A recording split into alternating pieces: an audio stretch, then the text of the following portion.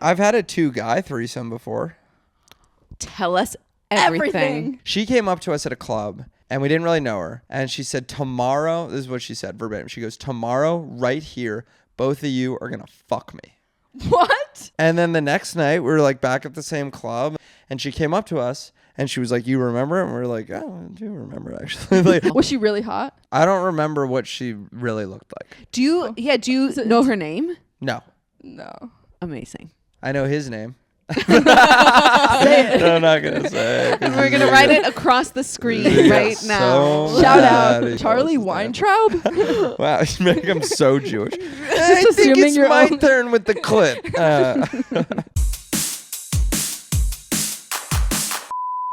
When you overhear a conversation in a Starbucks here, it's like really, it makes me like lose faith in humanity. Yeah. It's like every dumb hot person from Ohio just was like gravitationally pulled into this city. That's exactly it. It's so shocking how the hottest person in every Christian youth group Yeah. sent to Los Angeles. Yes, and then the worst Jews of all time. Too. It's like it's the most secular but worst people from every religion. That's exactly right. It's like the brown people. It's just I'm kidding, but it's like the brown. No, I'm not gonna say that. No, please keep I was going. just gonna say the whites Do are bad. it. Everyone's bad here. It's like the worst Jews. It's like the annoying, pushy Jews. It's like the creepy, hot Christians.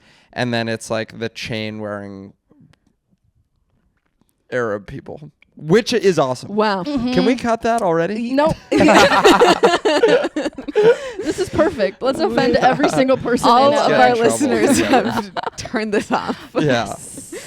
Welcome to Yenta, everybody. Hi, it's Yenta. Hello. Thanks for having me. It's a pleasure. It's the podcast that's sometimes about comedy, Okay. sometimes about Judaism, And always about gossip. Ooh. Yeah. How about that? Hot tagline. Yeah. Yeah. I like your voices. Thanks, dude. Yeah. Wow. I could listen. I see why people listen to it. There you go. You have nice voices Now to you're listen Yeah, to. they just complimenting listen and jerk off to us. Is that what they're doing? Yeah, I think that's the vibe. All the streams come in really late at night. Like Really? 1 a.m. 2 a.m. No. I was like, that's interesting. I don't They're know. what we're only talking over headphones. about. You guys talk about gossip, but it's like really sexual. You're like, yeah, and what happened next? Yeah. Oh, fuck. That's crazy. He said that? Oh, fuck. Okay, well, Okay. Today on the podcast, yeah. we have Jewish Matt Rife, everybody. Jat Rife.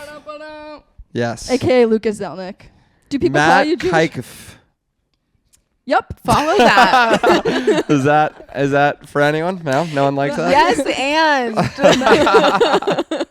How Jewish are we? I can't say kike on here? You can say whatever you want. I mean, we're Jews. You're We're all- Jewish. yeah. We're all Jews. I think this might be the first K-bomb dropped on the podcast. Really? Yeah. think And it makes sense that it's with someone so. with a camo hat. Well, I don't know. I mean, why can't we say our own slur? We We're going to can. police our own slur? No. We're going to be Yeah. Nazis about the word kike? I always think it's so.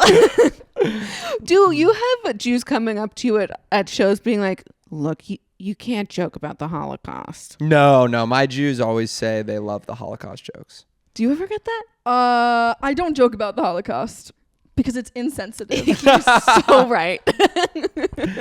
I will say There's only 5 punchlines for Holocaust jokes, and it's camps, showers, ovens, and train. They get No. trains.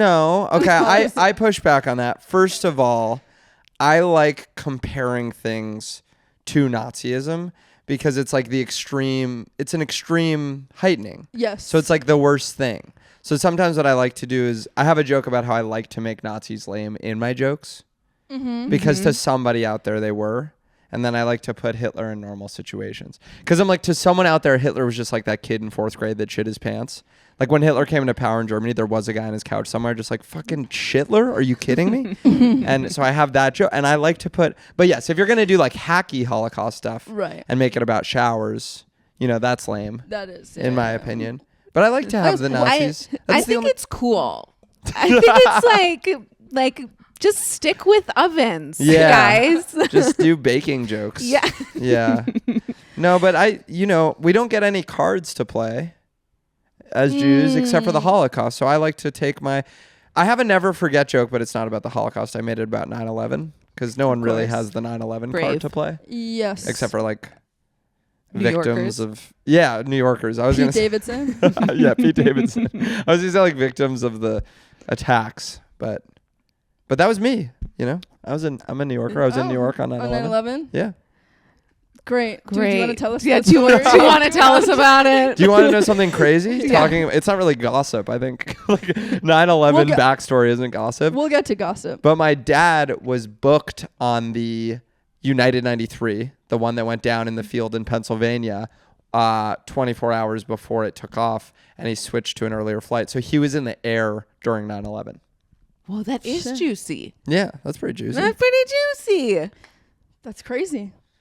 But he just kind of like, I feel like he like had someone that knew that it was going to happen. And they were like, get on the different That flight. would be a juicier gossip, Yeah, I'll admit. Yeah, the folks planning it gave him a call, and they were like, Yeah. you don't want to be on United 93. We are going to do something to United 93. They're like, your son's going to be a comic, and this material would be too good. Yeah. It's funny to like be the second comic with a dead 9/11 dad. It would be like hacky after Pete Davidson. Yeah, you can't do it. It would suck He's to done. yeah. Every joke would have to be like in reference to Pete Davidson's dead 9/11 dad jokes. Like, how many dead comics are there with dead 9/11 dads who are like, well, there goes all my material? Yeah, I wonder. I mean, we're starting to get to the age where I think they'd be too young, right? Oh, a Do you know what I person with mean? a dead. Yeah. Well, it's just like every kid of a 9/11 dead dad is born already because it was. They've already gotten into stand-up comedy. Yeah, that's what I'm trying to say. They've already tried to process their trauma through stand-up. If they were going to do Exactly. it, yeah, it would have happened. I'm trying to think. 9/11 happened when? 01. Just asking. When was 9/11 again? Okay, Where so are we right 01. now? So it's 24. So 23 years ago. If you were an infant when your dad died 9/11, you'd be around 23, turning 24. Right. Improv So 201 at UCB. You'd be just getting started in stand-up, but you'd probably be started by now. But some people start stand-up at like 28. I started at 27, Is that right? Yeah. How old are you now? 29. You look great. Oh, you're new into stand-up. Yeah, I'm pretty new. I'm pretty Okay. new. So wait, you're telling me how I look great? Yeah, you look very young. But So you know what? When you said started at 27, I assumed you to be older than 29. But you do still look great. Thanks, Lucas. Wow. Okay. Wow. Pedal I that just back. I'm really not good at coming off well. That's crazy because you started with an Arab slur and then Slur. moved on to Whoa. kike and Wait. What was the Arab slur? Did I say an Arab slur? No. Oh, what are the Arab slurs? Lucas. let's not go there. Okay. Wait. We have so many questions for you. Please. Yeah. Yeah. Oh, okay. Just off of those 2 points that we had. One, you did UCB, right? I did. How long did you do it before stand-up?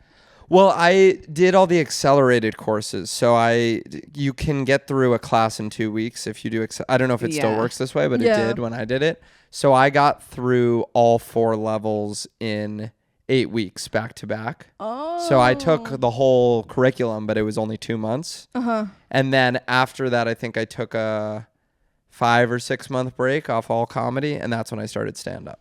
Okay. Roughly. That timing might be a little off, but that's kind of how I did it. Did you go back to improv? No. No. I can't play. I don't like playing a character other than a heightened version of myself. That was my problem. Oh. Yeah. I Interesting. felt silly and lame and too theatery, and I was never a theater kid. But was the improv huge for your crowd work? No, I don't think so. Huh. I think no. I never felt loose in improv. Crowd work was it was just always a thing from the first time I did it that made sense to me.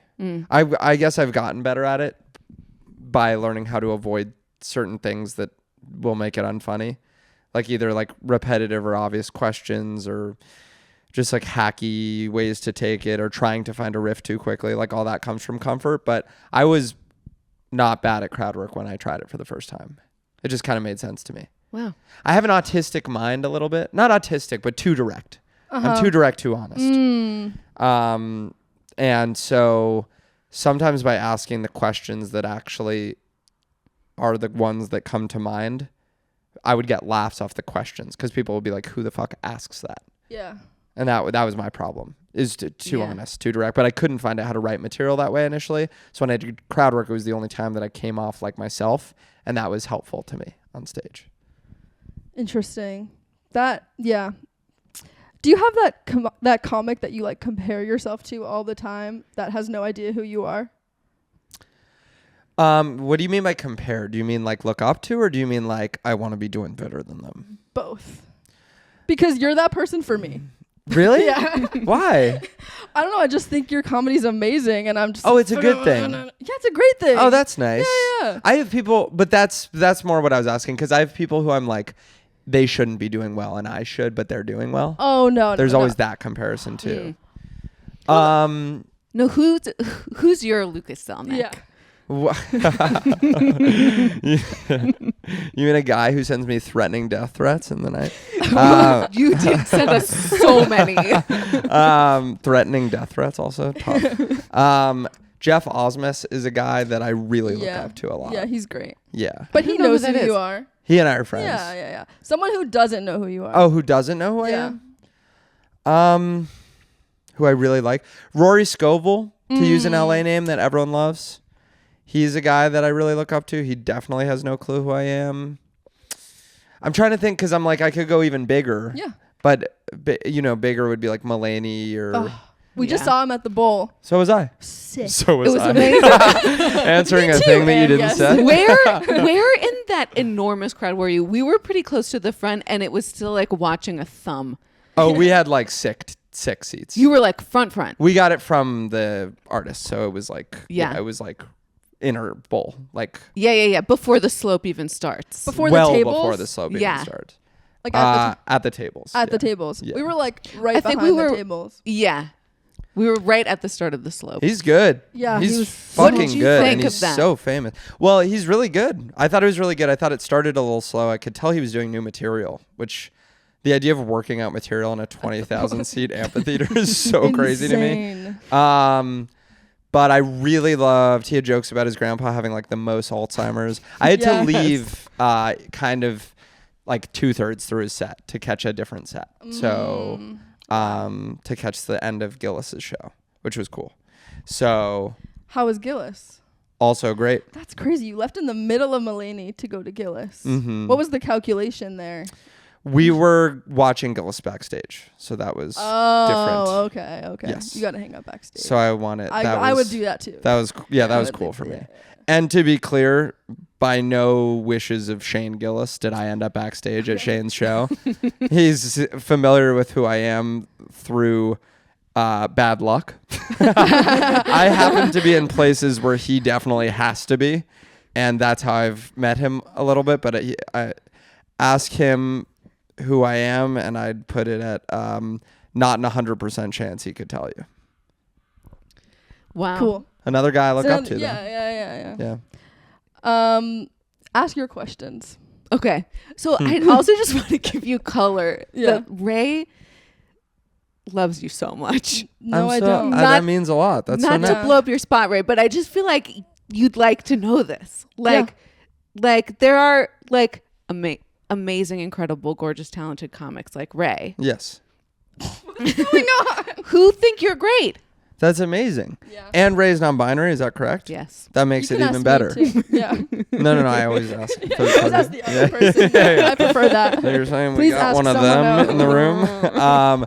No, but that's... Well, because I found Are you she, they, or they, them? They, she, Lucas. They, she. Yeah, crazy. I didn't know that was even a thing. Yes, you did. I thought it was just they, them would be the equivalent of they, she.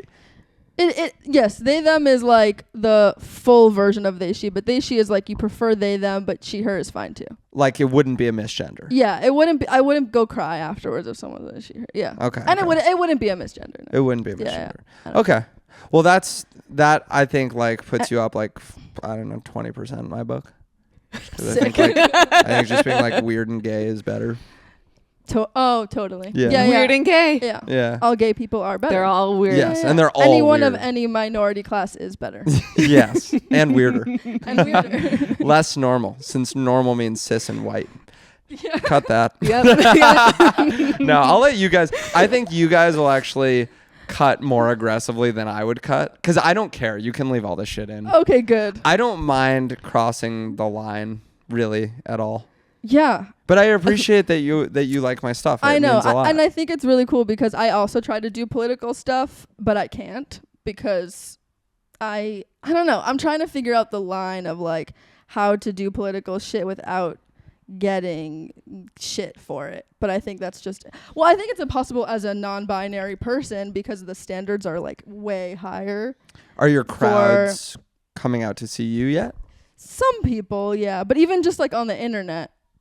Well, what I do certainly from what I've done crowd work wise, not in my material, which is totally not dissimilar from my crowd work actually. So it can kind of apply to everything, but it does oftentimes rely on the expectation that I'm going to be more problematic than I am. Exactly. I'm making light of the expectation that I'm a dumbass. I definitely notice from like opening for my friend Ashley Gavin that I get held to a lower standard than a queer person in a queer space because I used to get on and be like, what would I say? When I was opening Ashley's shows, I would go on cold for usually, for me, what felt like big crowds at that time. And I would always say, while I was warming them up, I would say, if you feel the urge to clap, clap. If you feel the urge to laugh, laugh. The only urge you should suppress is the urge to be gay. And then they're like, ah! And they would usually laugh. And if they didn't, I'd be like, do you actually think Ashley Gavin is like a homophobic opener that she brings on and then is just like cleans up the mess after? But I think like, I don't know if a queer person could say that. I don't know if it's as funny to them.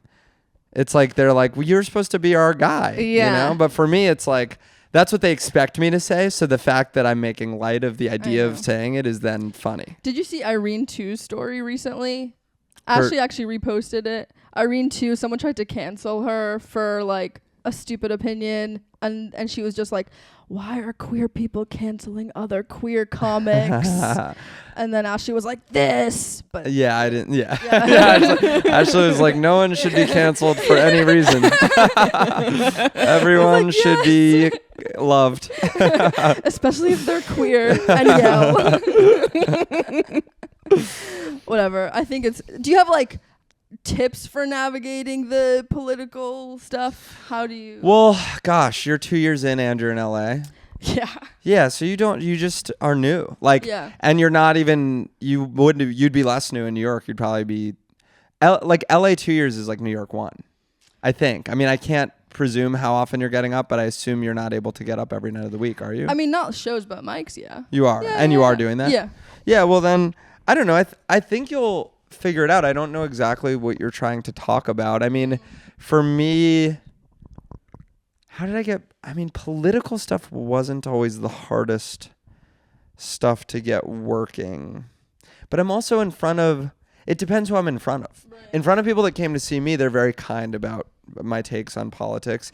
And then I go to I went to Bakersfield and performed for a lot of 40 to 50-year-old Hispanic Trumpers, which is just a segment of the population that just exist. Did not like.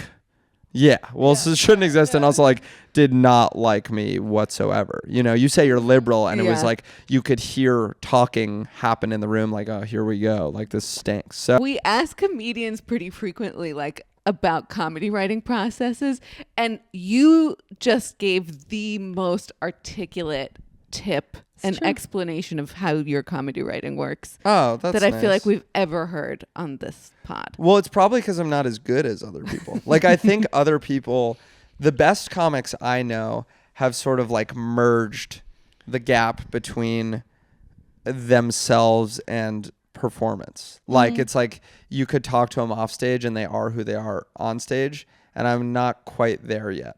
I still have a philosophy about how to do it, but I think in the full course of time, you just are it. And then you can't get as much distance. So you're probably finding me to be articulate because I'm bad.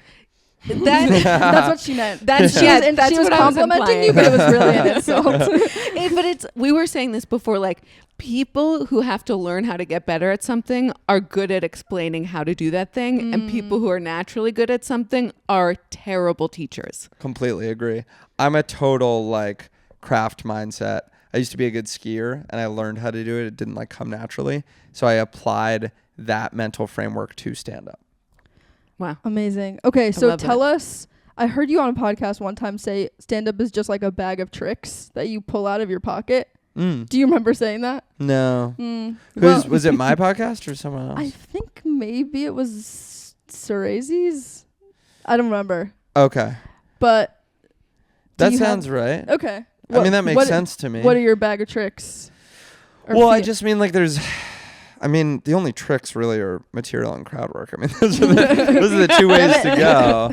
But I certainly think of it as tools. Like it used to be like my material wasn't, I mean, ideally you want to have more material than you have to do so that you can move your set around on the fly. Or most importantly, I think cut things. Okay. I work in chunks. So it's like what I notice on the road sometimes is like a chunk is just not hitting. Like I go into the territory of talking about my brother being a drug addict, which is a chunk I have, or politics, which is how I open. My first like 10 to 15 are political. But if you ever feel, if they don't like it, it'll feel really repetitive quickly.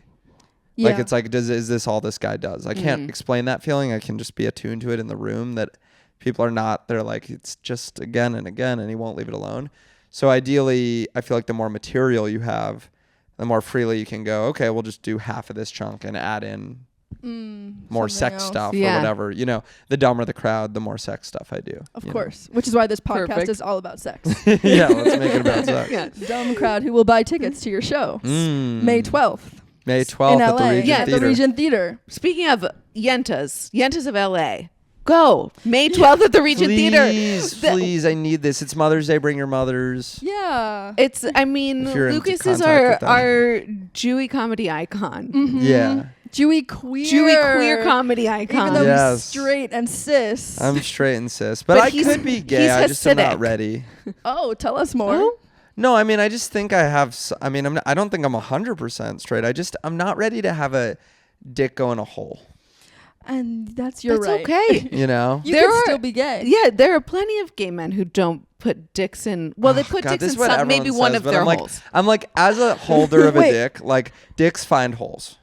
Like, that's what dicks do. Do you mean a dick in your hole? Or do you mean your Both. dick have mouth as well? I don't know. I'm just not ready to enter a hole with my penis. I mean, I'm also in a happy relationship so that with a woman, you know. Wait, you have to tell us about the relationship. Well, it's good. Because it's Yenta. Yeah. How did you meet? How long have you been together? Ooh, well, we dated before, and we're dating again. We were broken up for 8 months in between. Okay. What brought you apart? What brought you back together? What brought us apart? Ooh, well, we hit to use a lesbian term, we legit U-hauled, like really hard. Wow, appropriating lesbian culture. I know, Lucas. in more ways than one, both by saying U-haul and actually doing it. But we met, we had an incredible, unforgettable first date. How did you meet? We matched on multiple dating apps, and we had mutual friends. So it just seemed like the universe wanted us to come together. Multiple dating apps. Is it the kind of thing where you like you match and you just like don't really talk to each other and then you like find them again? Okay. Yep. Yeah. I know that. And then after, how long did we know each other? We had known each other for a month. And we got matching tattoos. Yes, I've heard this. Yeah.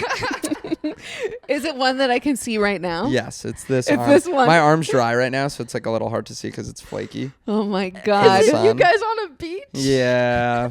Oh my God. Yeah. That's so gay. I know. Isn't it lesbian? Yeah. It's not straight gay. It's male gay. It's not I can't believe I was gay. called. Yeah. Male gay is straight gay. Lesbian's gay. Straight gay. I don't know why that feels right. Does that feel right to you guys? It's patriarchy. I see it. I see it. Men are straight gay. Women are gay. The male gaze just brings the patriarchy right in. Well, gaze, I mean gaze. The male gaze. Oh, I see, the male gaze. Well, male gay, man gay, is to me homonormative. Totally. Do you know what I mean? Did you just make that up? Yeah. Yeah. Homonormative. I feel like that's a real thing. Yeah, like when I think of homos, I think of two The guys gay- butt fucking. And that's when I think of, but I should think of, well, homo also means man. Is this one rolling too? So. Yes. Great. Okay, good. Woo. But when I think of gay, when I think of gay, I think of Dudes. And when your, I think your of tattoo. straight gay, I think of dudes fucking, and when I think of gay, I think of other types of gay, including females. Wow. You're doing whatever they do. Such a good person. And Okay. that's an ally. So we got the matching tattoo. tattoos. And then you ended it.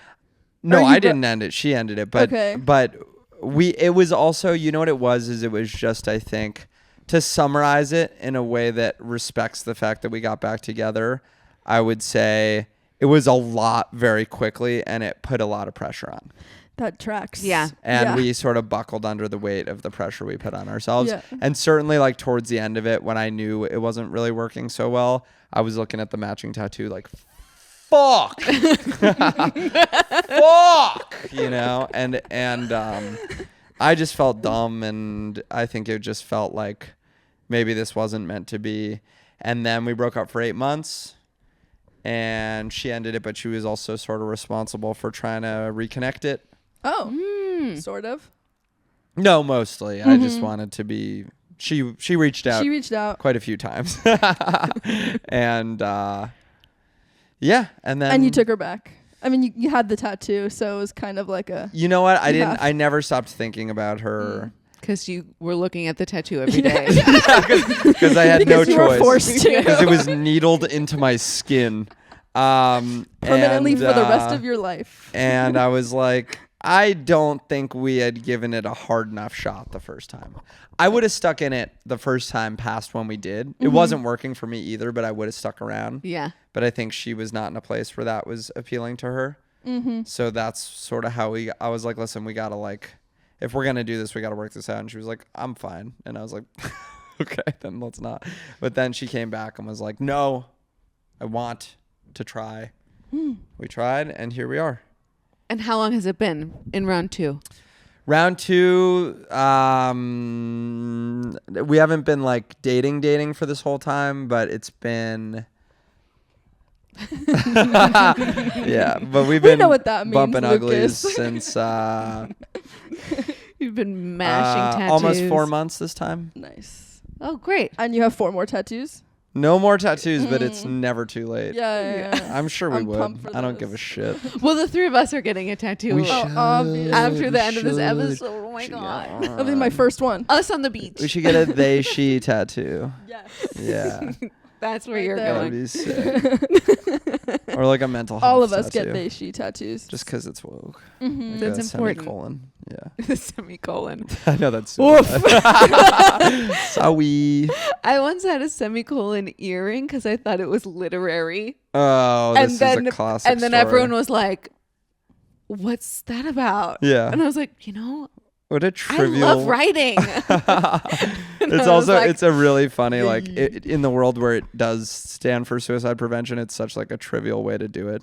It's like a semicolon butt plug. Like, you're just like, "Ooh, look at this little semicolon on my ear." It's cute. Hot. Hot. Okay, well, I was gonna ask you, Goss, about your dating life. Yeah. Should we do? No, I wanna ask looking at more, me Goss. phone? Yeah, but I You can feel like ask you're about my in. dating life. I've been I've been single in my life. Okay, do you? What do have- you want to know? What's the thing you would have asked if I weren't in a relationship? Well, like, what's the hottest goss of your current dating life? Well, yeah, I'm dating my ex-girlfriend. That's Yeah. pretty goss. But I don't know. What was my dating life before? Or like, I'm not such a fucker. You know? I'm not super horny. So, like, I was quite selective in my dating life. And I am, you know what was really helpful? I've been talking about this all week, but like, thank God I got pussy in high school. Cause I think if I didn't, I'd be a monster. But I think I just like always got laid before I was a comedian. And so like, whatever, having like, being like a little bit known, which is a Having stretch. horny fans. Yes. Yeah. That never really spoke to me. Wow. Interesting. So you don't to the fuck fans. teenagers who are listening, Philosophically, go find someone who you think is gonna try stand-up comedy. Just fuck it out of them. Yes. So they don't become incels. Fuck them into normalcy. Yes.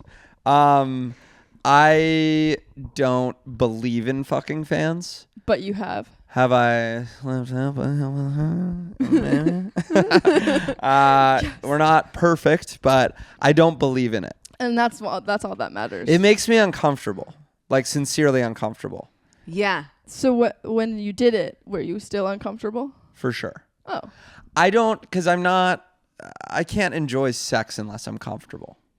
And if I don't know someone very well, hot take, which is the only, not at all, which is, I think, but it's interesting because I think guys have this fantasy that like if you're in a place via notoriety to fuck absolute strangers, that's like an appealing idea. Yeah. And I legitimately don't believe, I believe most people who fuck a stranger in their lives could agree that it's less pleasant than getting to know someone and fucking them. Oh, for sure. But so I don't know why that idea is glorified. Like the idea that you could snap your finger and have sex with someone. Yeah. I guess it's appealing for someone fun. that has a really hard time to have sex. Or just because sex is fun and awesome. I feel like there's Not for me though. Would you if you could just snap your fingers and have sex with someone who's hot but who you've never spoken a word to? No, I know. I'd have to establish some chemistry. But I'm fine with an hour. But you also you have a conversations. very different set of things to worry about. You have to worry about getting murdered. Which is Lucas. Scary. But you don't have to worry about because my biggest thing is I would worry just about someone else being uncomfortable the whole time. Because I couldn't believe that a woman would be willing to show up at my door and fuck me. It seems unbelievable. It seems to be some kind of trick or catch. Insane. So it's like, wait, you know how pre-stand-up or post-stand-up? just whenever. Both. I think when you have a one-night stand at a bar, it's a little different because you're drunk and then you establish kind of a brief rapport.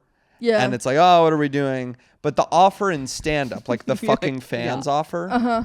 The offer that's on the table is I will show up at your door, sight unseen. Yeah. And come in and fuck you. And that's a spooky offer.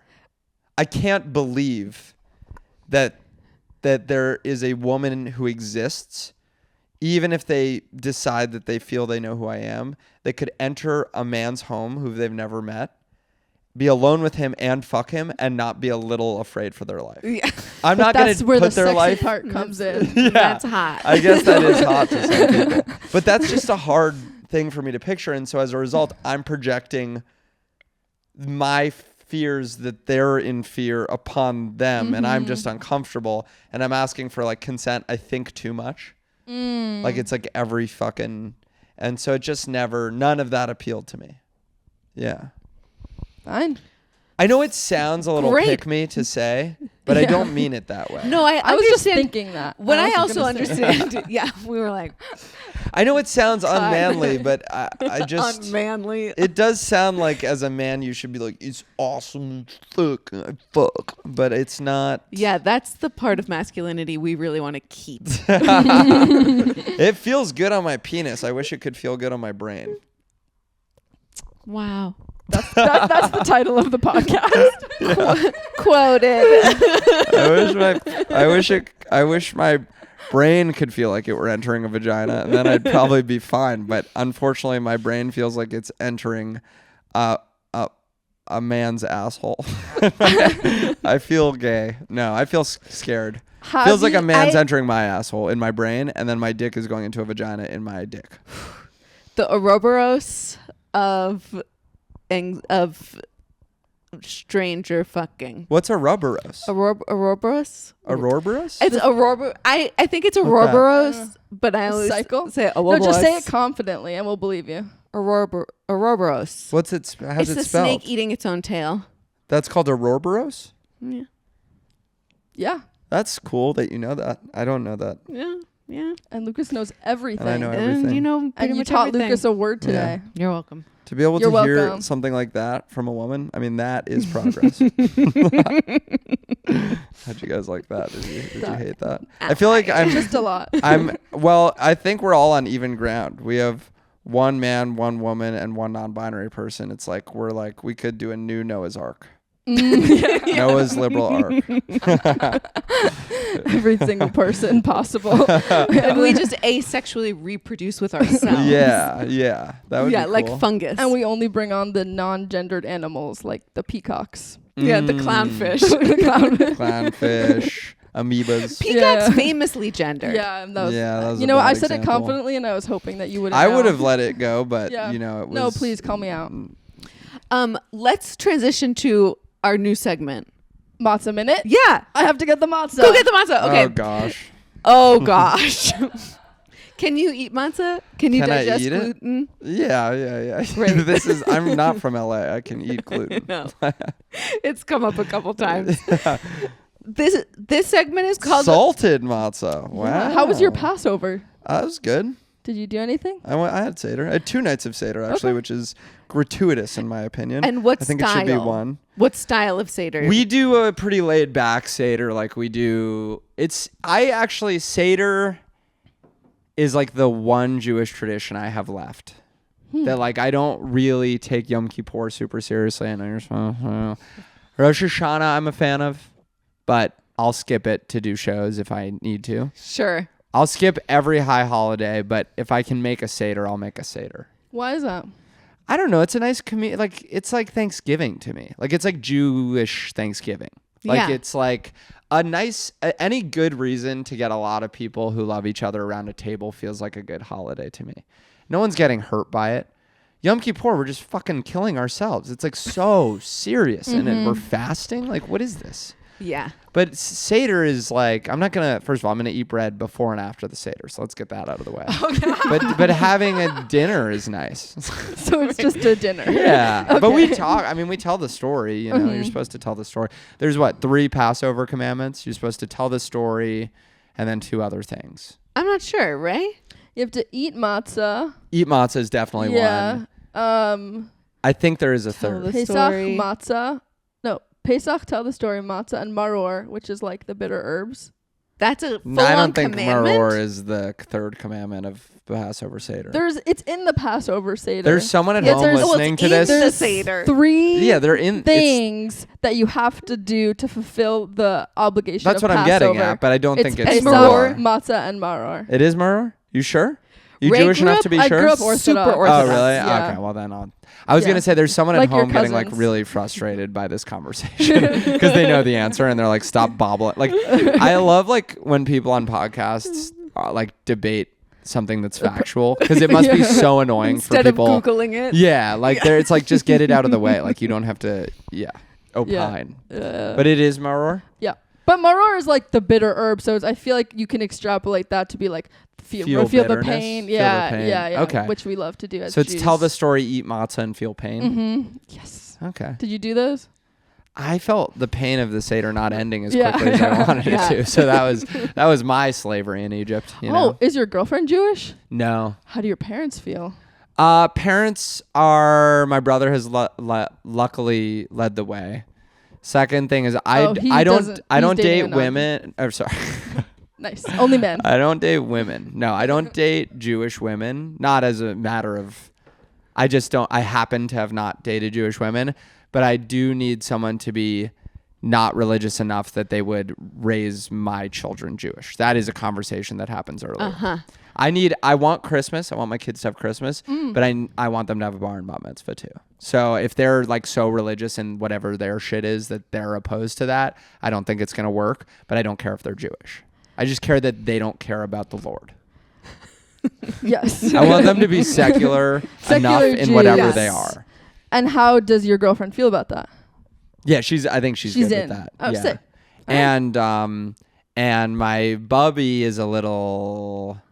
I'll tell you this story about my bubby, but first of all, she's turning 97 this summer, so she's fucking Baruch ancient. Hashem. Yeah. For sure. But Do you know what that means? Yeah. Baruch Hashem is like blessed be. Bless God. Bless God. Yeah. Yeah. 2 things Thank you learned God. today, Lucas. Yeah. Okay. All right. Thank you. Appreciate that. But so my bubby is a big like girlfriend's got to be Jewish thing. Yeah. And so my mom was joking with my bubby about my brother bringing home a shiksa, so to speak. Mm-hmm. And she was like, well, you know, if you really want to convince, Cooper's my brother's name. She's like, if you really want to convince Cooper, you know, about the seriousness of dating a Jewish woman, have you thought about sitting down and talking to him about the Holocaust for a couple hours? And my bubby was like, I did that yesterday. she actually did that. So that's good. She talked to his girlfriend about the Holocaust. Yeah, my bubby him. Oh, him. Like to be like, because the whole thing with the Holocaust is like, Yeah, what is the whole thing with the Holocaust? apparently like everyone's pissed about it. I don't know what the big deal is. No, but I think the whole thing about like Jews dating Jews is like not breeding us out of existence, right? That's a big part like of the it. thing. Yeah. First of all, the Orthodox Jews are making a lot of those, and I don't know if I love those. That's like an issue. Well, that's why we need more normal Jews. Right. This came up at Seder, actually. Yeah. We were talking about how like some secular woman in Tel Aviv who's friends with my mom was telling her that apparently like if the statistics track the way that the Orthodox people are banging out kids. Yeah, they're going to overtake the secular. It's going to be like 80% Orthodox Jews. Yeah. When is that going to happen? Like in soon. 300 Not years? now. That's 300 years. impossible. No. Orthodox bro, Jews, they are yeah. fucking at an alarming pace. But Yeah. Orthodox Jews have this No really birth control, too. incorrect. No, it They stinks. think Birth that control they're is the illegal. majority of Jews. Like they think that they're at least 50%. They're at like 10% Of Orthodox Jews. or Orthodox, But not in or Israel. Orthodox. Well, but I'm talking whole world. Whole world, yeah. Brother, they are putting out albums like crazy. It's like Kendrick and Drake right now. Like they're just release after release after release. It's like I'm like your balls must be tired from coming this much. But no, I think it's really bad. I think that everyone should be secular. Wow. Yeah. No religious Jews. I don't think anyone should feel strongly about their religion. Yeah. I think they should find their sense of meaning elsewhere. Wow. Seems like I don't believe in religious Jews. Easy. I don't believe in religious Christians. I'll say nothing about Muslims because I think each and every one of them are beautiful And perfect. and perfect and never too extreme. Ever under any circumstances. The best religion. The best one. Yeah. The only true The only religion. True. Yeah. Muhammad. Yeah. Love that guy. that's Yenta, folks. Love that motherfucker. But He's actually our sponsor. are we supposed to eat this shit or what's Yeah. the deal? So, Okay. so here's the Yeah. concept. Talk to me. Yeah. Okay. The segment is called Saying talk to me on a Matzah podcast. Minute. Yeah. It's called Matzah Minute. We just ask you which religions you want to cancel. We ask you questions that will be short, that'll take about a minute, and if you don't want to answer them, you have to eat a pizza matzah. And it's stale. Okay. Well, can I just try it to see if I like it first? Absolutely. That might impact my decision making. Okay. Thoughts? Salted is an overstatement. Okay, here's question number 1. What did you think about the rise and fall of Matt Rife? First of all, fall. The guy's playing the Hollywood Bowl. Yeah, he I don't know is. about the fall of Matt Rife. Good point. Listen, this is all I'll say on the matter of Matt Rife. If you can live that guy's life and do as many shows as he's done, I have respect for your work ethic. So nothing really juicy there. No, I'm not gonna fuck Just with Boring. I mean, listen. No, that's fine. I think Yeah, he's yeah. an idiot. Like, I think he's like a general dumb comedian for dumb people. It sounded like your camera turned off. Yeah, it did. So I think that's really stupid. But it's as a touring comedian who does a lot of shows, I gotta say, it's so fucking hard to do as many hours as that guy has had to do in the last 2 years. And for crowds that big, Yeah. Who are very rowdy and heckly. yeah, bro, that must be exhausting. So I feel for him.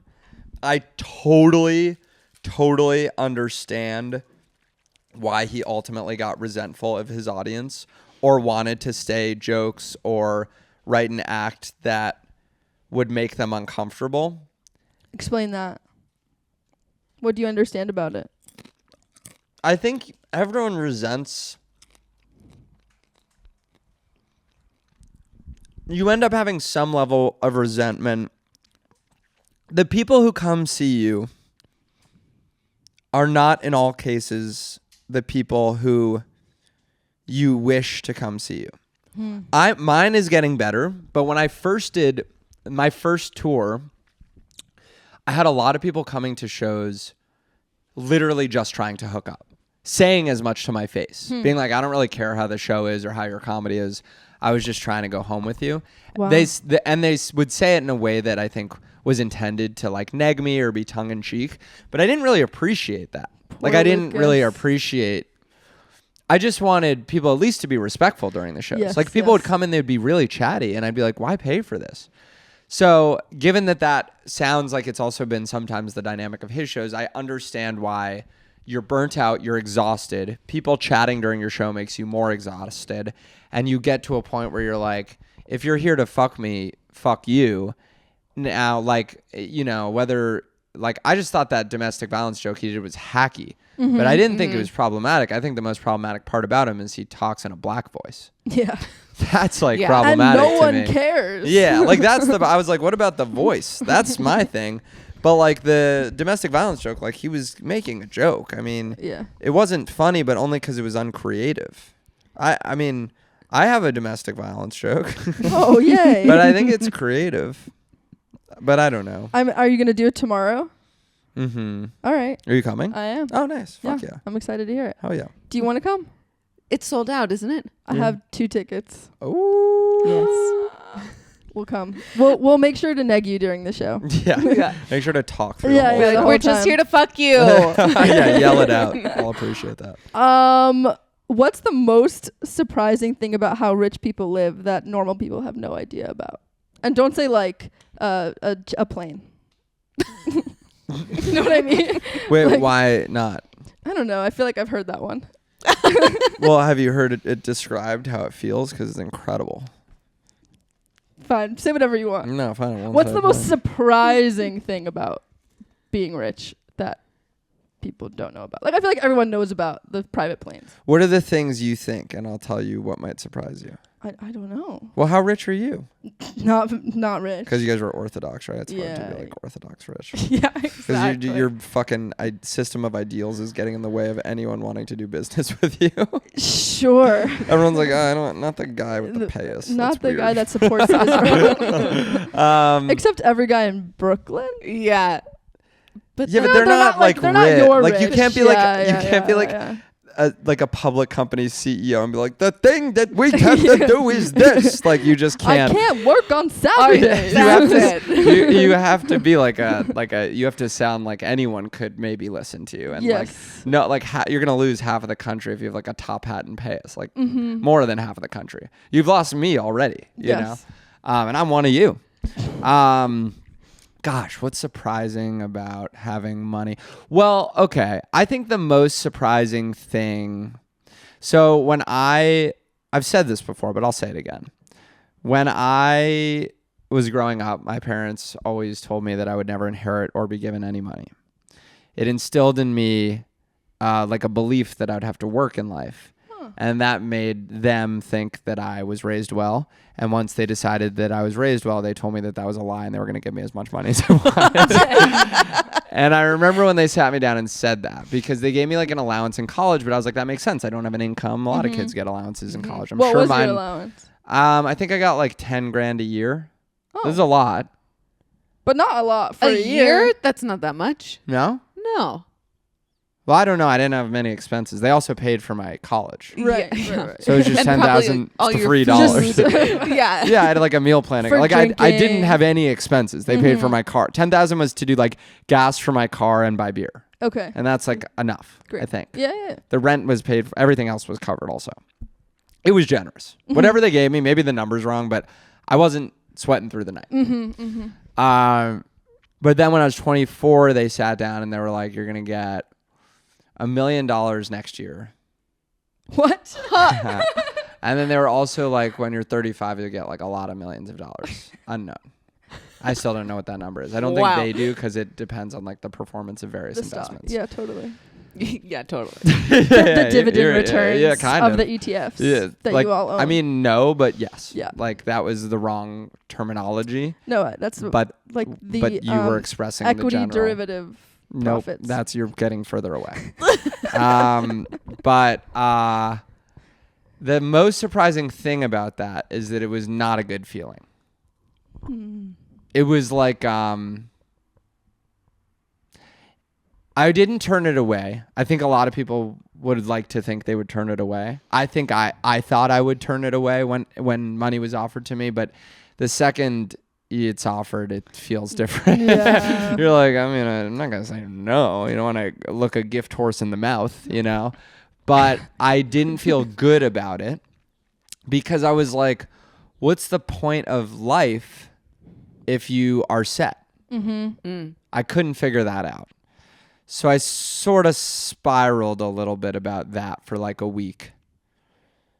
But it was one of the things that helped encourage me to really go all in on stand-up because I was like, I guess the point of life is if it's not going to be financially related, I should do the thing that I think that would speak to me the most. And I did that. And then, of course, through pursuing that wholeheartedly, I got myself into a place where it was financially lucrative to do stand-up.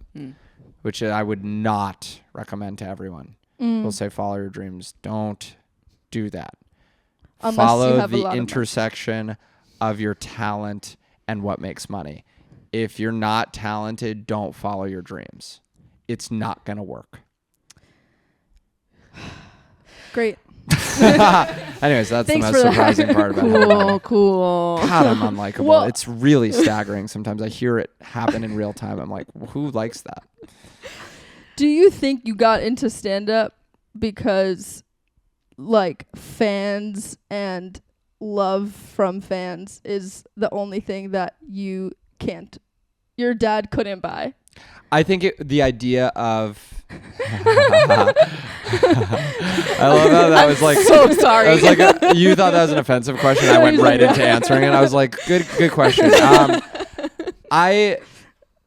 Besides for your talent and natural no, but I think there is is something appealing about doing a job. People will still call me a Nepo baby.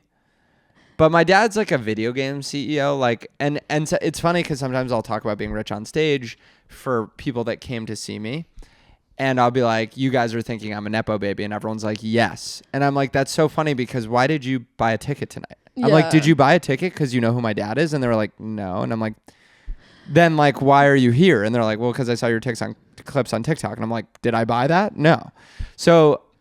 Nepo baby, if I really wanted to be a Nepo baby, I'd work in corporate strategy, which is the first job I had, and my dad got it for me. That's nepotism. I mean, so it was appealing to me to go down a route where, like, listen, I'm still a Nepo baby in the sense that I was given a safety net to feel very confident about not being in trouble to pursue this very risky path. Right. You're not like an unlikable Nepo baby. You're just like an unlikable rich kid. Yeah, I'm like a rich. Well, it's like everything's easy if you're rich, and if you Yeah. if you have money, everything's easy. Everything's easier than it was because you had unlimited time to pursue your craft. Yeah. Well, and work on your talent. I never ever had any time. There was 1 year of my life, and it was when I was an assistant before I even had my first corporate job, and I wasn't doing stand-up yet, that I made a very low salary, and my parents also gave me money. But my whole time doing stand-up, I've made enough money to support myself fully. But I've not chosen. I still like go on sick vacations that I couldn't afford with my family, and they bought me an apartment that I could never, but I could afford to rent it. I just don't pay to rent it because I don't want to. But I could afford to rent it. But through stand-up income, you could afford to rent your apartment. Yes. When you just started.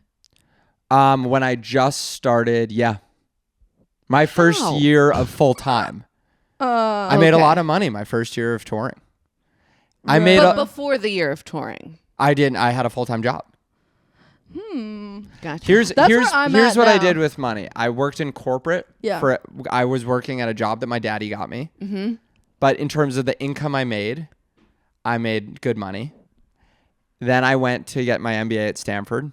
At that time, I was a student. My parents paid the tuition there.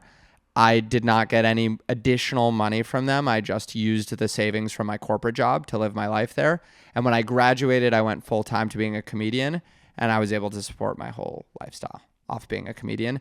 But there was never any time, not to say that I would have been opposed to it. There was never ever any time that I was doing full-time stand-up comedy, not making a livable wage. That was That's awesome. But I would have been willing to. You should be really proud of that. Not that you need to hear that from me, but that's really cool. I would have been willing to, though. Yeah. I would have been willing to take money from my parents. It just happened that I didn't have to through luck and like what was happening to me on the internet. Whatever, call it what you will. It's the internet. I don't know if talent is the right word, but crowd work talent. Something happening. But how long after you started stand up were you able to tour full time? Around where you are now. Fuck. Damn it. But I don't. But I had a very unusual path because the way that I started was I founded a comedy club in New York. Right. And then that was really lucrative. That's huge. So my first which club? I forgot. Sesh comedy. Oh. Hey, maybe we should start a club. It's hard. Great idea. It's become an idea that a lot of people have copied, but it was really good. We were very early. Yeah. And it was sort of accidental. And we made a fuck ton of money, and then we sold it, and we made a bunch of money selling it. Damn. So it was just really lucrative. But I was good at business because my daddy's good at business, and so he taught me how to be good at business. It's all privilege. Well, it's all privilege. This all matzah makes minute is more like matzah 10 minutes. More like a matzah hour. matzah hour. Matzah midrash. Let's transition to secrets. Oh, okay. But we have so many more matzah minute questions. Do you have another one that you're dying to ask? Yes. What's your take on Ashley Gavin being canceled and then not canceled? I think the woman who canceled Ashley is the most annoying woman on earth. I don't think it's advisable to go around telling people to kill themselves on stage.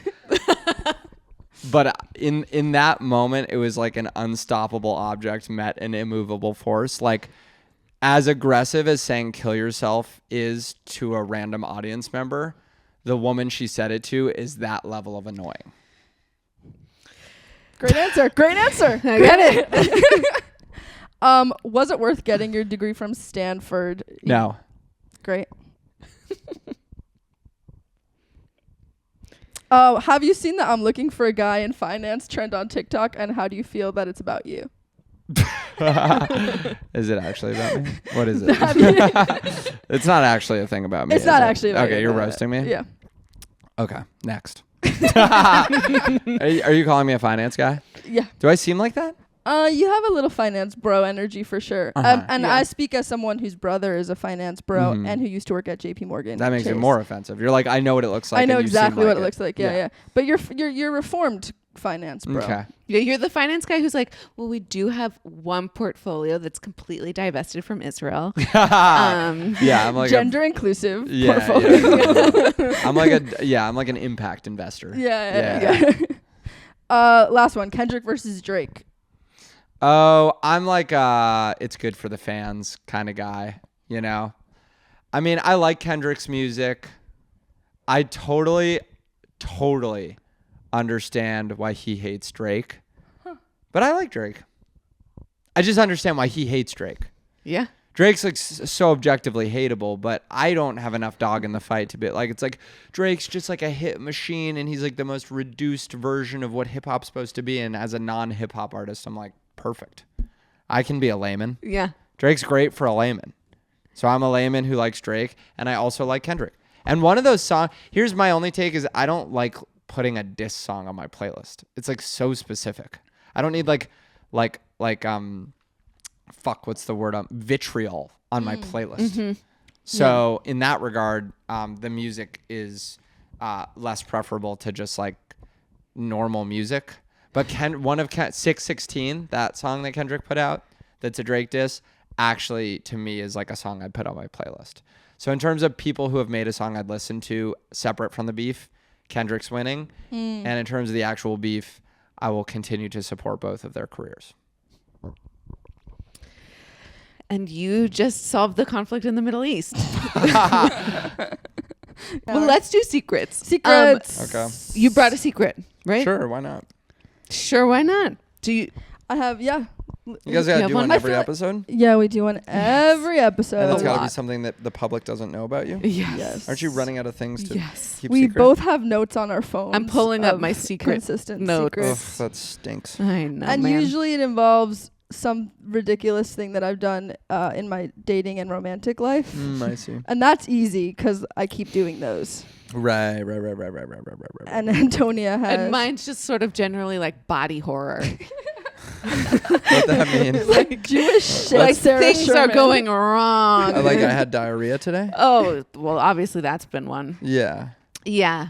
Just things Got don't it. work right in there. Okay. In there. Okay. Pants pooping, you know. You poop your Okay. pants? Oh, yeah. Like a lot? Oh, yeah. Nice. In like a fun Jewish Yeah, like illness in way. like a fun, hot, flirty way. Yeah. Yeah, like know? a casual poopy pants. Yeah. Oops. Oopsie. I made a poopsie. That's how I it. shit myself on stage one time. actually. Really? Yeah. Tell How us. much? Enough that I knew. Did the audience know? Did they? Yep. They did? It was in a small room. Here's the thing: is I would love, like, I'm the kind of guy to shit myself and then say I just shit myself. But the problem with stand up, I think, in my opinion, is like poopy jokes don't work because they think Yeah. it's just a bad joke. You know? Yeah. It's like it's hard to convey that it's true. Like if you say I just shit myself, you come off as the guy that starts every set that way, even though I really would have only started that set that way because I had shit myself. Sure. So I didn't say anything. Wait, you shit yourself at the beginning of the set? As I was stepping on the stage, this step made me shit myself. I mean, I'd been sick like all day and I was kind of coming out trying to do stand up. Yeah. Knowing that it was a little iffy. I'd had like uncontrollable diarrhea all day. Yeah. And I was like, no, because Is there's it like this, IBS or? no, it was not just like, it's something? not like an Okay. issue I struggle with it. It's just every once in a while we get diarrhea. Totally. Anyone for Oh, that? well, Yeah. obviously. So that day I was having terrible diarrhea and I was like, oh, I'll come to the show. It's close to my house. And as I was stepping up, the lift of my leg made me shit myself. and also let out like a sickening fart, like a disgusting, and I could see, first of all, I could smell it. It was also one of those farts that like got out quick. Do you know what I Yeah. mean? Like it spread Absolutely. quickly. Like it wasn't just that it stunk. It was that its rate of spread was so high. Yes. And and it was a really small room and the front rows really pushed up on the stage. And I saw the front 2 rows. I watched them smell my fart. And it wasn't subtle. Like I wasn't wondering whether they were smelling my fart. I was watching them smell my fart. Like their faces were of people like it was like it And was like like ew. Like it was that reaction. It wasn't like a Is casual someone dying in here? yeah, like it was like they weren't trying to stifle their reaction. They were upset that someone had farted and they were making it known to each other. And I had a good set, but not for anyone in those front 2 rows. None of them laughed the whole set. Because I think they not only did they smell my stinky fart, but they knew it had come from me. There was no question Did you about it. feel the shit in your underwear Yeah. the whole set? Yeah. The whole hour. Yeah. Yeah. Did you start to like it? Without, Oh, sorry. Did you say the whole hour? I'm assuming. I wasn't doing an hour that night. I was on Oh. a showcase, so it was only Oh. 10 minutes. Oh, that's okay. different. That's not as big of a deal. Yeah, yeah. No, you're right. I mean, an hour with the shit in my pants would have been 6 times worse. I was gonna say 10 times worse. 6 times worse. Yeah. But no, I did shit myself on stage. But that wasn't even my secret. No, I'm sure you have better secrets than that. Yeah. I'll do my secret first, Please. which is I was at a friend's wedding this past month, and I did have a threesome afterwards with did I tell you this? No. With a friend of the bride and a friend of the groom's. What's Basically- the gender composition of the threesome? Good question. Female, Yeah. me, male. Okay, so it's kind of like this podcast. It was Right. exactly like this Okay, podcast. gotcha. Yeah, it was us. Yeah, it was you It was guys. I won't tell your girlfriend or your husband. Thank you. Yeah, and it was like we got fucked up at the wedding. I was doing coke all night with the girl. Yeah. The life you lead. And The guy I was kind of just like flirting with accidentally. They both came back here. He comes back. He can't get hard because we're two beautiful sex goddesses. And Yeah. he says from the beginning, like, hey guys, like, I think I won't be able to get hard. And the thing is, both of us got are like, ahead of it. Yeah, he told us. And the thing is, like, got ahead of it. Good. It's just funny to say that like while it's happening because you guys are like, oh, we know. like did he say it? See it. Did he say it like he didn't want to whip out a softie? I guess, yeah. Yeah, It wasn't. No, we didn't see it yet. Yeah, I see. But the thing is, we both mostly fuck women, so we were both kind of just like, we don't really need a dick to have fun Right. here. Like, you do you, cutie. Like, we're fine with that. And I'll say he came in strong with the assist. He rimmed both of us. Really? Amazing. Yeah. A double rim job. A double rim job. That's not the It's kind really of not. thing you typically look for when you're headed into a threesome. You typically don't look to get more asshole on your tongue, but Hey, I wasn't upset about it. no. I think he kind of was like trying to make up for the penis thing. Yeah. Yeah. I'll tell you what, good way to get sick. Yeah. Lick two people's assholes back to back. Like just casually rimming someone who's not prepared to be rimmed. Yeah. That's a big risk. For sure. It's a- You talking for about sure. from a cleanliness perspective? Yeah. Yeah, I agree. Now rimming two people that went Like- into the night not thinking they were going to get rimmed out. Yeah. That's a double risk. Yeah. That's a guaranteed Illness. Stroke. Yeah. That's rimming roulette. Yeah, that's So he rimmed. Did you end up seeing his weenie? So, thanks you for asking. At 4 a.m, we were kind of playing music. Like, I didn't think it was that loud, but at 4 a.m, we were mid-fuck. We hear a loud Oh, it's just bang you at two? the door. No, there's 3 of us. Oh, mid fuck. But he's Well, What's you're up with his not weenie? mid-penetration. Okay, you need to expand your mind. Yeah. no. My mind is feel expanded, like but I yours just should want to be fuck. understand. I'm hearing fuck, and I just want to Okay, I'll tell you, understand whether penetration had happened. I was wearing a strap, Okay. Amazing. fucking her. Yep. He was helping in the general top area of her. Her boobs. Yeah, he was just kind of like playing around. Boobs. Did he touch her boobies? breasts. Her little Okay, you hear a banging on the door. We hear a loud bang on the and that's door. when he gets hard. And then I go to the door.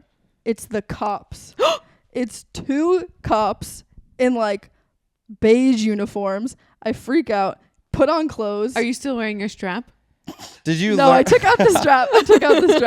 the strap's banging back on the inside of the door as you look through the people. Were you looking through the people? Is Yeah, that it? I was Okay, looking for okay. the people. And I said, hold on 1 second.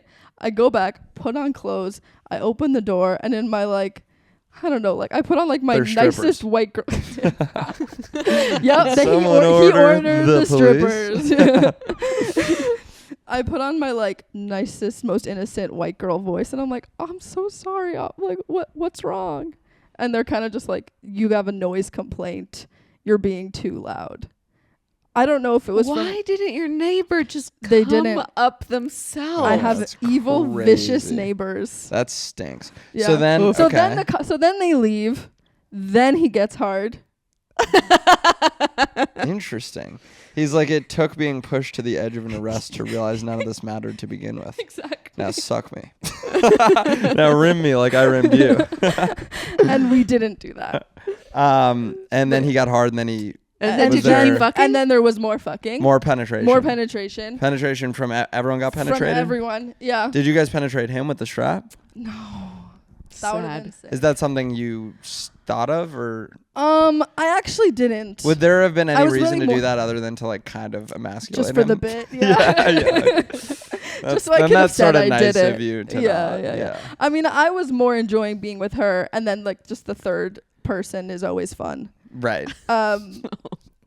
Just Poor to have guy. like a sex butler. Yeah, exactly. Think you Like understand. a dick should you Yeah. wish it. Yeah, and you could just like A warm strap, if you will. just a little hangout. Yeah. You know, if you want someone. Did he come in the end? He did. Good for him. Yeah, he did. Good for him. Good. Way to have the resilience to be clearly in third place throughout the whole threesome. Exactly. Get yourself dirty in the paint, so to speak. Suffer through the encounter with the cops. Paint was a euphemism for shit in that regard, due to the rim jobs. Classic. And but it's also a double entendre with the paint and basketball, like the shooting area. Going hard in the paint. You've never heard that? Lost me. The paint is like the whatever. And it doesn't matter. Sports. Yeah. Sports are really fun. Go and then to get hard in the end, to redeem yourself. That's awesome. Good for him. It's a real hero's journey. It is. He's it the is. hero. Yeah.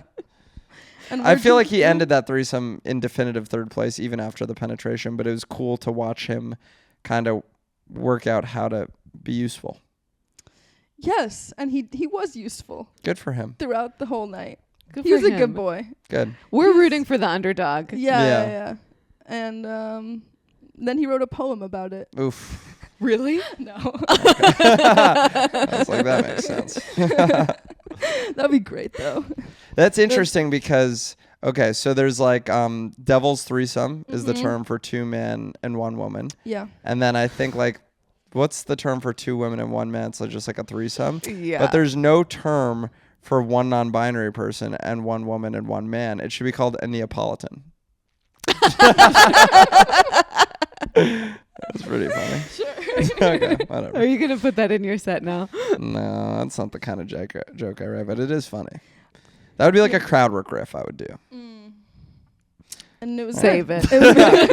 Save it for another time. I'm sure in the next audience you'll have someone a non-binary. Maybe if it comes up at the show tomorrow, I'll do it since I know you guys will be in the crowd. Sick. If I do that, if I say that, just know that I'm thinking of you both. Oh my God. Hot. I love that secret, Ray. It's a good one. secret. I feel like that's the most graphic you've been about a sexual encounter on and the pod. I feel very vulnerable. Well, you shouldn't. You nailed that one. Yeah. Thanks. Nailed Your it. vulnerability was rewarded with joy in my ears. What about you? What's your secret? God, mine feels weird now. I killed someone. With your I money? have 11 toes. That's not a secret. What? I feel like I've heard you say that. Really? Haven't you said that? That's on not the that podcast? vulnerable. And it's not Oh, vulnerable. okay. All right. Fuck you guys. Then. It's Also, weird. can we see? No, you can't see now because Yeah, you. can we see? No, because you belittled me about it, so now you can't see. And I hope you know. Maybe that will teach you in the future to accept someone's secret with open arms, rather than to make them feel small and mutilated and freaky-like. Mutilated. I'm a mutant. Yes, you are. That is a Yeah. mutation. We made you feel mutated. Mutilation and mutation are different words, but yet I feel them together on my foot. Thank you for calling us in. Yeah. We hear The you. truth and reconciliation can begin now, I think.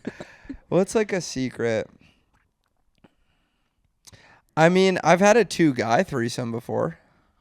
Tell us everything. Is that good? That's good. Oh, Great. you like that more? Yeah, Okay. It that's should just way be called better. sex then. Yeah. It's just sex You guys secrets. are just talking about sex. You like didn't like the fact. Don't that worry. I'll diversify. Well, I had spring break. I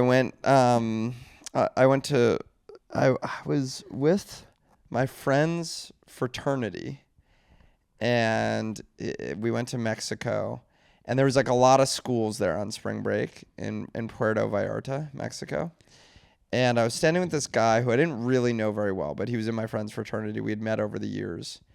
And he's going to be so pissed if he finds out I'm telling the story, because he like has asked me to stop telling it so many times. And I was like, brother, like, I was like, I'm not going to like divulge information about who you are, but you do have to understand that you like sort of lose the code of secrecy once you participate in group sex. Had he established it at the outset, fair, but he did not say this is a secret. We just did it. And then after, he was like, please don't tell anyone about that. And I was like, oh yeah, that's not what I signed up for. Like, I signed up for a threesome so I could tell everyone. Like, I was like, I don't know, maybe you and I are different people. Like, I was like, you're kind of weird, honestly. Like, what's even the point of doing a threesome if you're not going to tell everyone? Thank you. I'm like, threesomes are really mostly for the story. I mean, I'm sure there's some really good examples of ones that are like really hot, but this one was not. First of all, we did no gay stuff. Yeah, that's But, sad. you know, What's the point? Well, I think it was mostly for the woman. She came up to us at a club, and we didn't really know her. And she said, tomorrow, this is what she said verbatim. She goes, tomorrow, right here, both of you are going to fuck me. What? And then it was like one of those drunk, hazy nights. Like the night just Amazing. went on, and we just went home. And the next day, we were back at the same club. Did either of you talk about this interaction? No, we hadn't really remembered it. Uh-huh. And then the next night we were like back at the same club and like whatever, like it was a small club, like so we were sort of standing in the same place with the same group of guys. And she came up to us and she was like, "You remember?" And we were like, "Oh, I do remember actually." Like, it was like one of those like drunk things. We were like, "Yeah, well, you did say that, and we did agree." We signed the contract. And she was like, "You fuck me, like fuck me." And we were like, "All right." So we left with her in an Uber, and we're sort of like both kissing her, and Wait, that's it? No. No. I mean, like, that's all she had to do is just be like, fuck me. Yeah. Incredible. Was she really hot? You know what I'll say is I don't remember, so my guess is no. I don't remember what she really looked like. Do you know her name? No. No. Amazing. I know his name.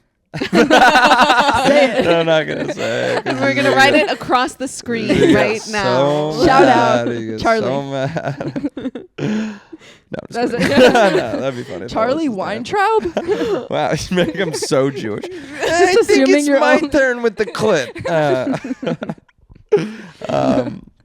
No, so then we went back and I think I started having sex with her first and he was getting a blowjob.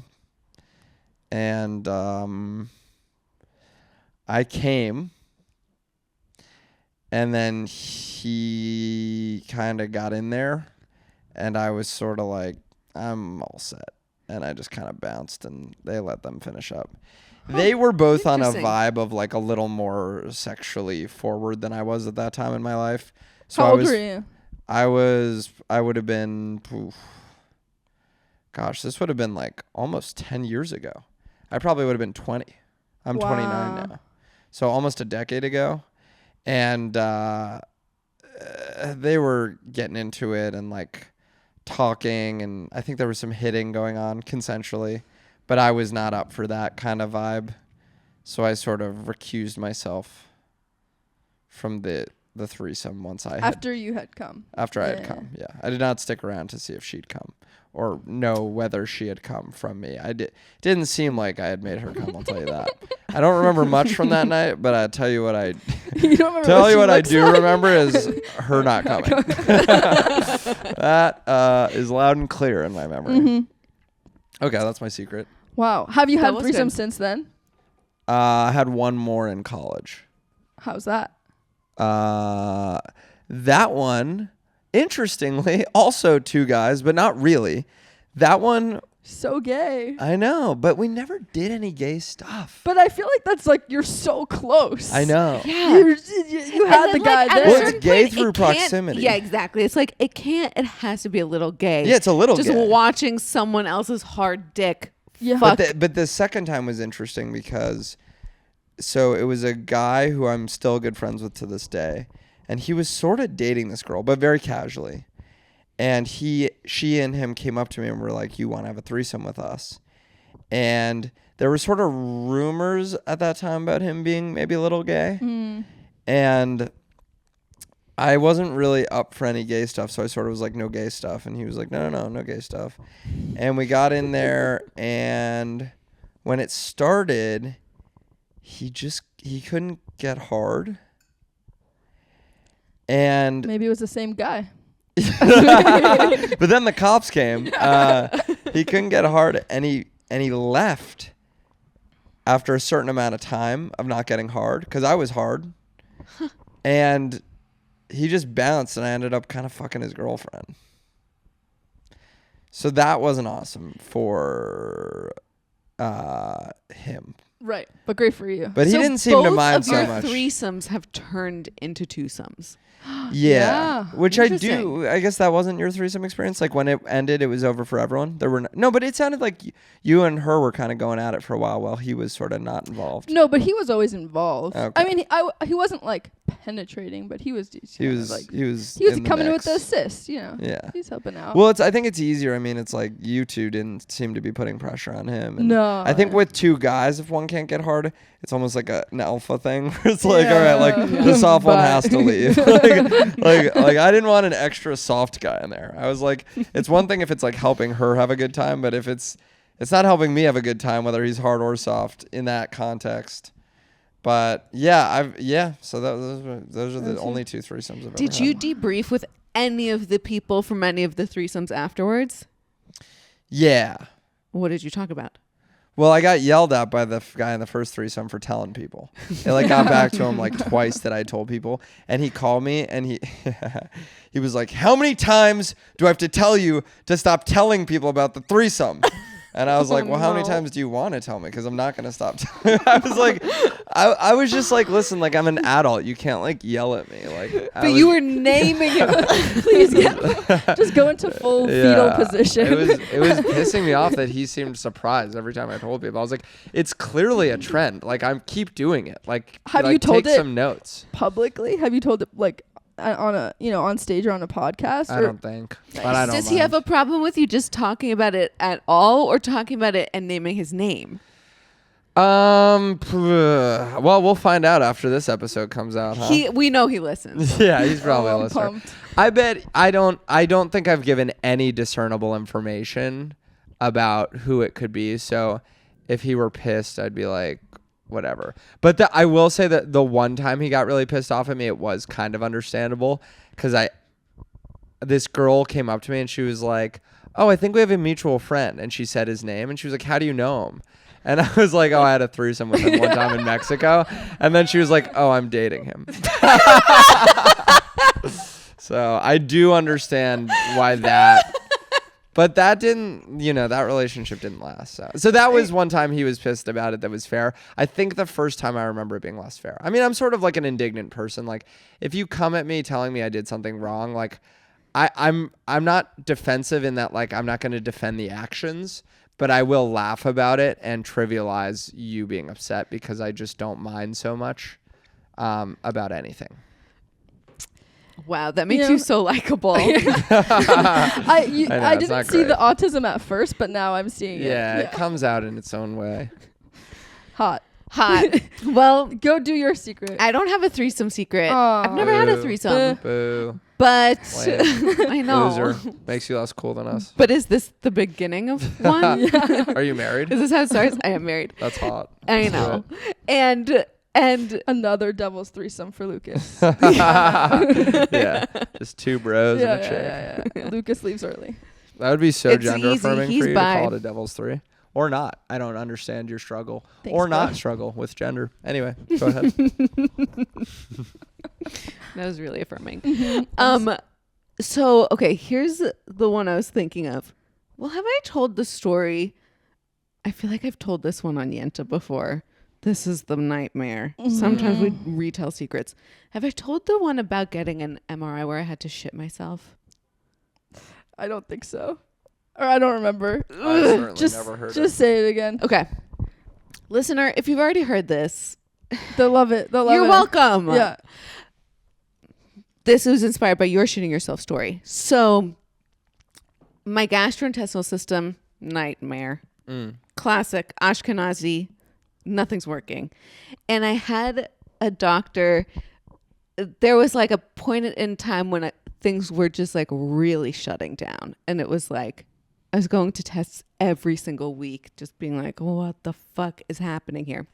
And this one doctor who I loved was like, okay, he knew I was a comedian and he was like, I'm going to send you to get this test. It's going to tell me a lot about your rectal function, but mostly it's going to be good material. Nice. And I was like, huh, okay. That's such an odd thing to say about a medical test. Right.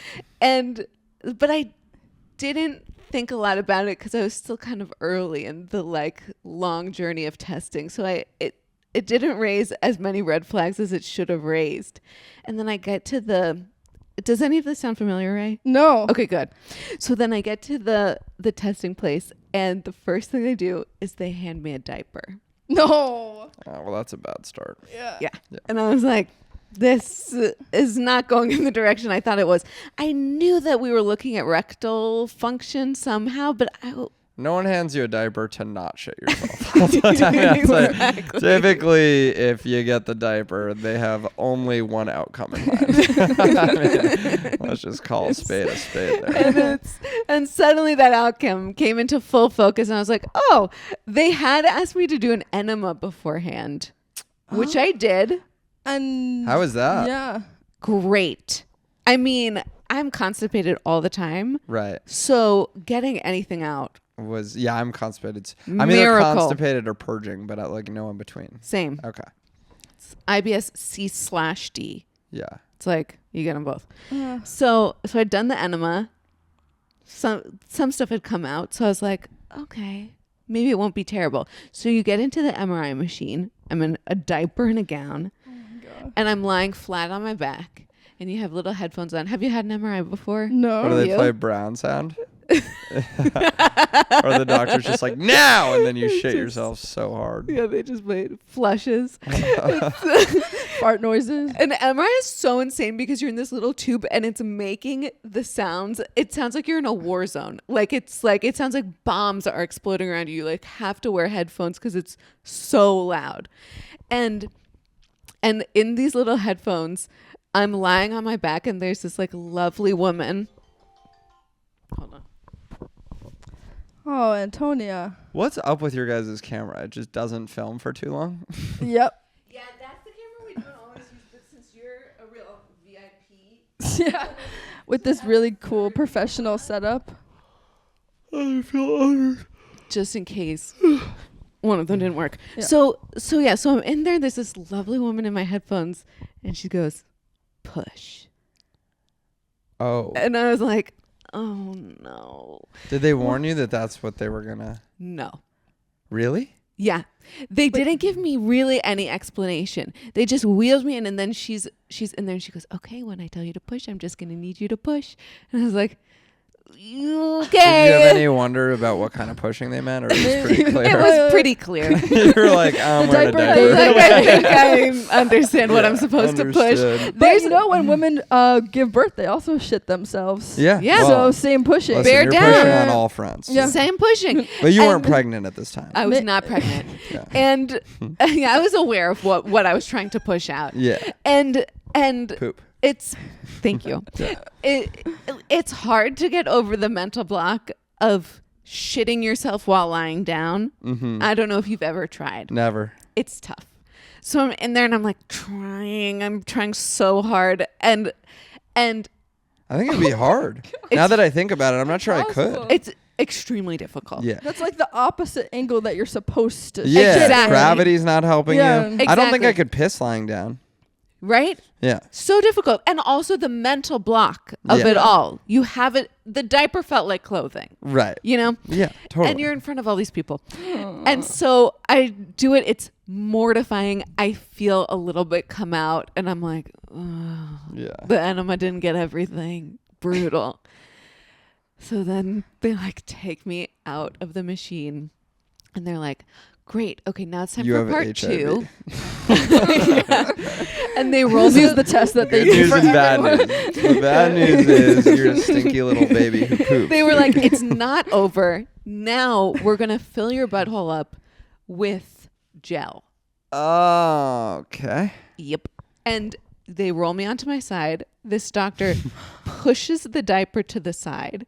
The one that's filled with shit. The one that's already filled with my Oh, shit. God. Slide those panties to And- the side. Let's get in there with the Yep. gel. And he takes this big nozzle and he puts it right up my butt. And he pumps in like 3 containers, about 1.5 of these of Oh, my gel. God. And it feels like the most urgent diarrhea you've ever had in your entire life. And they're like, hold it Oh, my goodness. until we wheel you back in. Wouldn't it be crazy if you found out this wasn't a real medical procedure? Just a couple guys with kinks. Someone's jerking off in the control room. They're videotaping the whole thing. You get back there, he's like, I don't know what you have, but I came so hard. I want to get that checked from a doctor. What? You weren't a doctor? No, I'm just a guy with an MRI machine who loves to do this. He's just like, we're going to pay you $50 for this. Yeah. We're sorry you had to go through that. Here's $2,000. Yeah. $2,000? It's like too much money. And then they wheelie me back in, and then again, push. But this time she goes, push, and then she goes, stop pushing. Imagine you have the most urgent stream of diarrhea. Oh, and you got to shut it and down. then someone tells you to stop. Oh my goodness. It was insane. And Good gosh. There's just poop-filled gel. Oh boy. Going everywhere. Gross. Is your butthole so tight right now? Also, I'm just like I'm feeling a lot. You're fully horizontal. I'm locked clenching. into this story, but it's also freaking me hard. It's What's crazy about our healthcare system is after you do all that, they're like, that'll be $3,000. they're like 50. As if you haven't been through enough. They're like, the You results also are owe us a ton of inconclusive. money. They're like, I think it was actually anxiety. Yeah. We don't know what you have, and that'll be a lot of money. Yeah, you should try acupuncture. We can't tell you exactly what you have, but one thing that you have is gel in your asshole.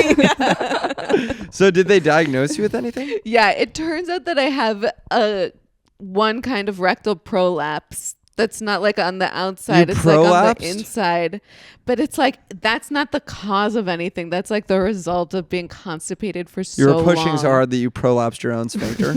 Bad anal sex? I was just holding so much poop in me for so long that it stretched out my rectum. Into a prolapse? Into a prolapse that's on the inside, not the outside. An inner prolapse. An inner Isn't the prolapse. definition of a prolapse that it comes out? The definition is that it's in the place where it's not supposed to be.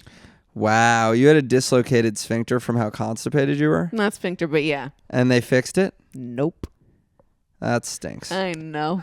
Well, thanks for being here. And so let's plug you again. Yes. May 12th. Oh, Oh, yeah. If you're still listening, Jesus Christ. I mean, please. I'm begging. May May 12th, Regent Theater. It is Mother's Day. Please bring your mother. It's gonna be a sick show. I don't know if it's gonna be sold out, but it's a big room. There's gonna be a lot of people there, so it's gonna be fun anyway. That's all I have to say. Please come. Please come. And where else can they find you?